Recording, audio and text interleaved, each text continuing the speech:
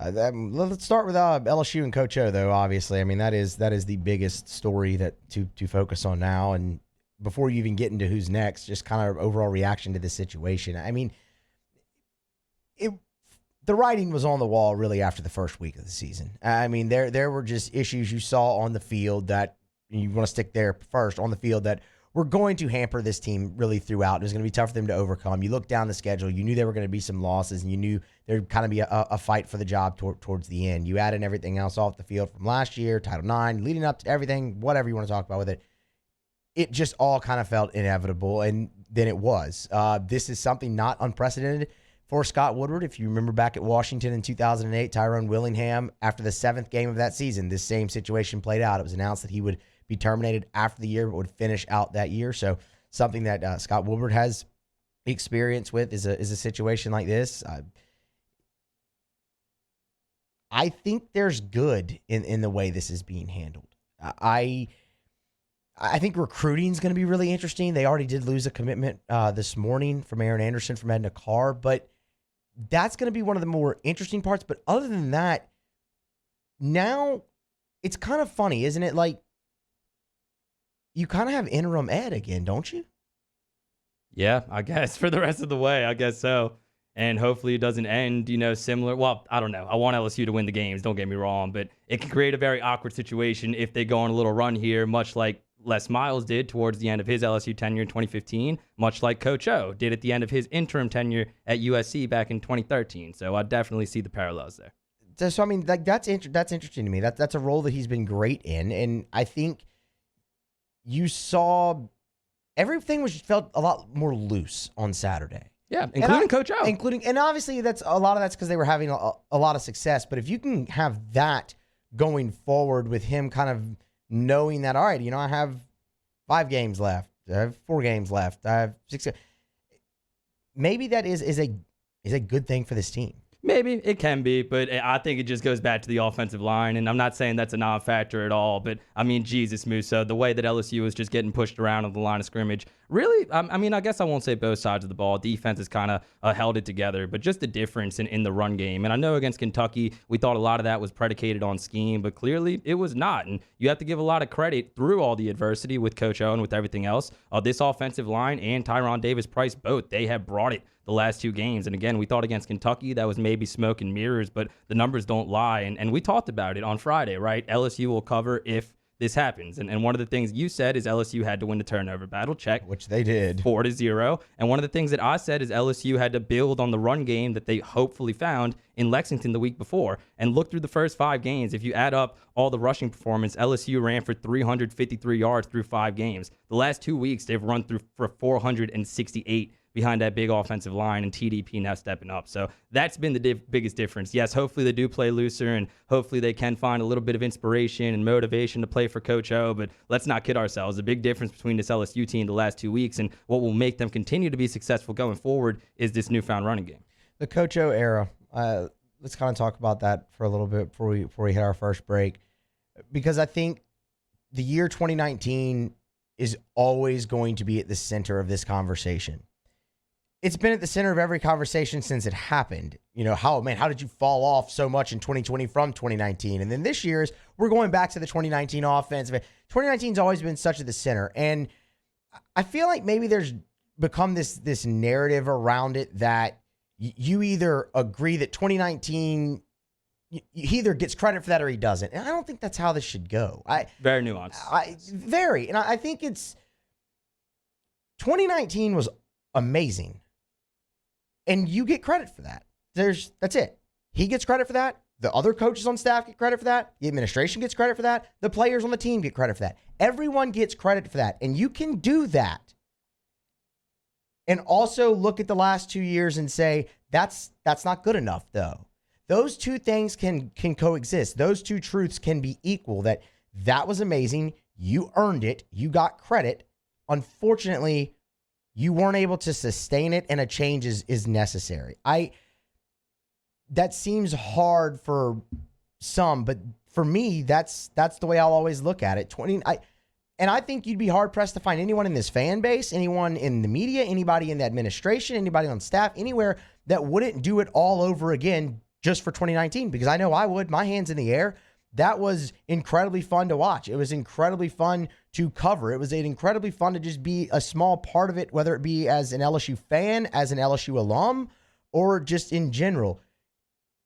But again, you can have all that and say you couldn't replicate it, and the way you're going, it doesn't look like you know how to really get back to there, and it's time for a change. I don't know. I think some fans, just based off their ego and saying that Coach O was the wrong hire right away, might actually sacrifice that ring. I feel like some people actually feel that way. But that being said, I do agree with everything that you said. I mean, this is a very nuanced situation. And Coach O, yes, he deserves all the blame since 2019, and he deserves a lot of credit for what happened, not just in that year. I really don't like the lightning in a bottle narrative. I mean, don't get me wrong. What happened ahead of that 2019 season definitely put LSU over the top, but that was something that was building, and it was something that was building under Coach O's leadership. I mean, 2017, he gets the job. It gets off to a horrible start. They lose to Troy. A week that's very reminiscent of what we saw a couple weeks ago when people were crank calling him at the coaches show kind of came to fruition. That was a very tough week. A lot of people thought Coach O was not fit to lead the program, but they bounced back. They beat Florida. They go on to beat an Auburn team at home that ended up winning the division.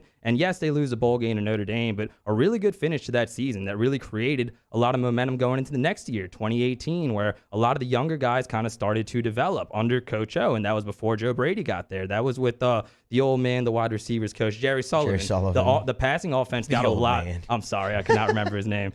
The passing offense got a lot better that season. I mean, Justin Jefferson broke out.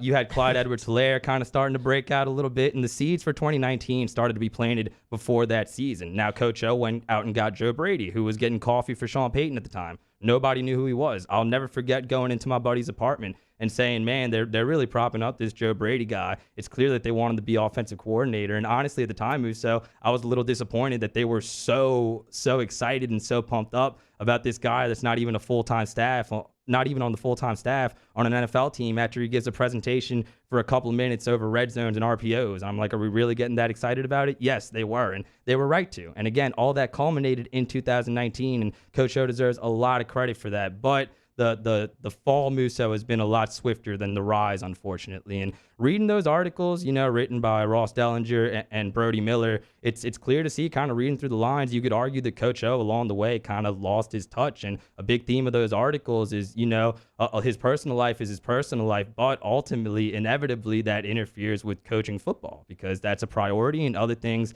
that were not a priority in your life before become a priority, and that messes with the football team. And this is not my opinion. This is just what I kind of read in these articles and some of what you can see if you kind of read between the lines. And again, the fall was a lot swifter than the rise. But as you said, it's a lot simpler. It's not that black and white. There's a lot of nuance. Was it, though? Was it? I think so. 2020, you lose your starting quarterback to injury. Your best player on offense opts out of the season. Derek Stingley, ultimately, arguably your best player on defense, has injury and illness problems all season. And again, they didn't handle it right. I'm not saying he doesn't deserve any of the blame, but yeah, that got away from you pretty fast. You go 5-5, and now you're flirting with the losing season for the first time since the 90s. Yeah, but in year 3, you went 15-0 and won a national title. That's pretty swift too, is all I'm saying. Like I just said, it was the build-up. 2017 got off to a horrible start. Nobody thought they'd go 9-3 up to that point. People were talking like this year. Are they even going to make a bowl game after they lost to Troy? Not only did they make a bowl game, they have a really good finish to the season. They beat those ranked teams at the time that I just told you about. And then in 2018, they have a really good season, specifically on the offense, which kind of got taken out of the Stone Age from the Les Miles era before Joe Brady got here. So yes, the fall was a lot swifter than the rise. Okay, all right. I don't know if I almost unplugged my headphones there. I don't know. I don't know if I totally agree with that. I do think there was a build up, but I think it was pretty swift as well. You look at those first, you take 2017 out of it, you look at 2018 and 2019, you 25-3 in that stretch. That's there's 2 years, but after that, I guess I get what you're saying. I don't know. I feel like the rise was pretty swift too. Yeah, just a lot of work had to be done. A lot of boxes had to be checked for it to rise that fast. And maybe that's why it feels like that. It's like, okay, you had all that work done to get to that point, and then poof, 5-5, now 4-3. It's all gone. I can see what you're saying. Yeah, and I still think it's the right move. We're being candid. We're being honest. I still think it is the right move. Coach O did not handle the success right. Like I said, maybe he, lost his touch along the way. because of things not related to football. But at the end of the day, this is the right move for LSU football. And I agree with what you said at the beginning of this segment, that it's the optimal situation for everybody. LSU can now kickstart their search, get the right candidates, start the vetting process. Scott Woodward can do all these things behind the scene that he's so good at doing, just like he did during the College World Series. We were going through the same thing as with LSU looking for a baseball coach. And Coach O gets to finish the season, which I am happy about, Musso. I stand here today telling you that I'm happy that Coach O gets to finish the season. He deserves it. He brought this fan base a lot of joy. And I hope he wins his last game, whatever bowl game that may be. Hopefully it is a bowl game. He gets a Gatorade bath, and people remember the good times because they'll remember the bad times. And again, this is the right move, but that man did a lot of good, including those first 3 years building up the championship. Well, and it's something that as time goes on, it'll even feel even more and more worth it. Yeah. Like I know I just said, I wouldn't do it over. I'd do it over again for 2019. I think most people would, but as time goes on, everything will feel more and more worth it. Yeah, and I would break down 2 or 3 more bad LSU teams for the next couple of years with you on this show to get to experience what I did in 2019 and broadcasting a national championship game in the Superdome with the LSU Tigers in it. That is a memory I'm going to take with me for the rest of my life, and everybody kind of has their own unique story and unique memory of that 2019 team. So yes, it is worth it up to this point, and it will continue to be worth it, although hopefully LSU does not continue to be bad for the next couple of years. Yeah, of course, nobody actually wants that.